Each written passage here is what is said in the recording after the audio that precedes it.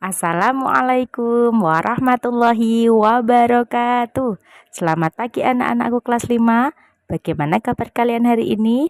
Semoga kita selalu diberikan kesehatan dan selalu bersemangat dalam belajar ya. Di hari ini bersama Budita kita akan belajar di bab 5, yaitu tentang meneladani kisah perjuangan Rasulullah. Submateri peristiwa Haji Wada. Diikuti dengan baik ya anak-anak. Penaklukan kota Mekah memberikan pengaruh terhadap kedudukan Islam, mendorong bangsa untuk menentukan sikap dan kepasrahan mereka terhadap Islam, yang ditandai dengan banyaknya manusia masuk Islam secara berbondong-bondong. Terlihat pada saat Haji Wada, kita bisa melihat hamparan manusia sebanyak 144.000 orang yang semuanya bergerak di sekeliling Rasulullah sambil mengumandangkan talbiyah, takbir, tahmid, dan tasbih. Suara mereka berkumandang memenuhi angkasa dan membahana di seluruh penjuru tempat. Tuntas sudah pekerjaan berdakwah, menyampaikan risalah, membangun masyarakat baru atas dasar keimanan Allah Subhanahu wa taala. Allah Subhanahu wa taala telah menghendaki agar Rasulullah dapat menyaksikan buah dakwah beliau yang untuk mewujudkannya beliau harus menghadapi berbagai macam rintangan dan halangan selama lebih dari 20 tahun. Berbagai kabilah Arab dan para penduduknya berhimpun di Mekah, siap melaksanakan syariat Islam dan hukum-hukumnya, memberikan kesaksian untuk melaksanakan amanat, menyampaikan risalah, dan memberikan nasihat kepada semua umat manusia. Peristiwa Haji Wada. Rasulullah Shallallahu Alaihi Wasallam mengumumkan niatnya untuk melaksanakan ibadah haji. Pada tanggal 5 Dzulhijjah tahun 10 Hijriah, Rasulullah melaksanakan ibadah haji yang terakhir yang disebut Haji Wada. Artinya haji perpisahan, karena haji ini merupakan haji terakhir yang dilakukan oleh Rasulullah. Tidak ada yang menduga bahwa Haji Wada merupakan perpisahan Rasulullah dengan para sahabat dan keluarga. Kisah ini diawali ketika Nabi Muhammad Shallallahu Alaihi Wasallam berada di Madinah.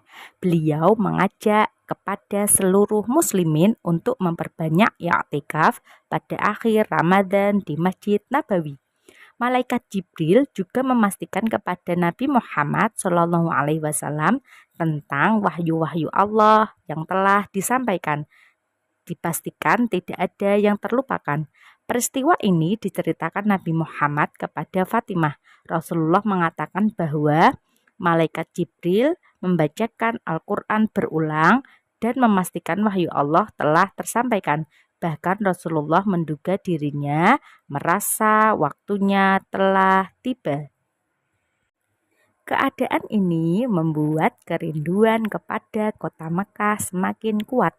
Rasulullah ingin segera berhaji dan mengunjungi kota Mekah. Pada bulan 11 Dzulqa'dah, Rasulullah mengatakan bahwa akan berangkat ke Mekah dan beliau sendiri yang akan memimpin rombongan. Berita ini tersebar hingga seluruh wilayah di Madinah, sehingga terkumpullah 30.000 orang yang hendak berjalan bersama Nabi Muhammad Shallallahu Alaihi Wasallam. Rasulullah memimpin rombongan tersebut ke Mekah untuk melaksanakan ibadah haji. Ketika dalam perjalanan menuju Mekah ini, kaum muslimin semakin bertambah. Pelaksanaan haji Rasulullah inilah yang kemudian menjadi pedoman kaum muslimin dalam melaksanakan ibadah haji. Nabi Muhammad Shallallahu Alaihi Wasallam dan rombongan mulai beribadah haji. Para sahabat begitu seksama memperhatikan cara-cara beliau dalam melaksanakan haji. Hingga puncaknya ketika di Arafah, Nabi Muhammad mengingatkan kepada semua suku agar hidup berdampingan, tidak ada pertikaian maupun perang. Saat berkhutbah di Padang Arafah, Rasulullah Shallallahu Alaihi Wasallam memberikan nasihat kepada kaum muslimin, di antaranya: 1. Berperilaku baik antara satu dengan yang lain. 2. Mengerjakan yang diperintahkan Allah Subhanahu wa Ta'ala dan meninggalkan yang dilarang. 3. Memegang amanah dengan tanggung jawab. 4. Melarang perbuatan riba. 5. Mengajak menciptakan perdamaian dan tidak ada balas dendam. 6. Memberikan persamaan derajat. Dan pesan yang terakhir yaitu, sesungguhnya muslim satu dengan yang lain adalah saudara. Di akhir pidatonya, Rasulullah Shallallahu Alaihi Wasallam mengatakan, "Aku tinggalkan dua petunjuk untuk kalian. Berpegang teguhlah kepada keduanya, maka kalian akan terhindar dari kesalahan." Kedua petunjuk tersebut adalah Al-Quran dan As-Sunnah. Dalam peristiwa tersebut, Allah Subhanahu wa Ta'ala menurunkan wahyu Quran Surah Al-Ma'idah ayat 3. Ayat tersebut memberikan makna bahwa ajaran Islam telah sempurna, sehingga tidak ada lagi wahyu yang turun. Ayat ini juga menunjukkan sebagai wahyu Allah yang terakhir. Peristiwa ini mengguncang para sahabat dan banyak membuat air mata berlinang, seolah Nabi akan meninggalkan mereka. Sepulang dari haji wada, kesehatan Rasulullah Shallallahu Alaihi Wasallam berangsur-angsur menurun, tepatnya di akhir bulan Safar tahun 11 Hijriah.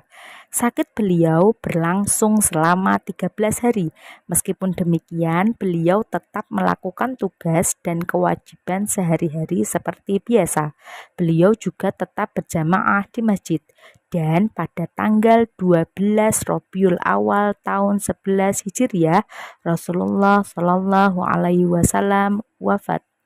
Peristiwa ini membuat para sahabat berduka. Kini sang pemimpin dan sang teladan telah pergi untuk selamanya. Sungguh besar jasa Rasulullah hingga kita mengenal ajaran Allah Subhanahu wa Ta'ala. Itu tadi pelajaran kita kali ini, yaitu tentang haji wada, yang merupakan haji terakhir yang dilakukan oleh Rasulullah Shallallahu Alaihi Wasallam.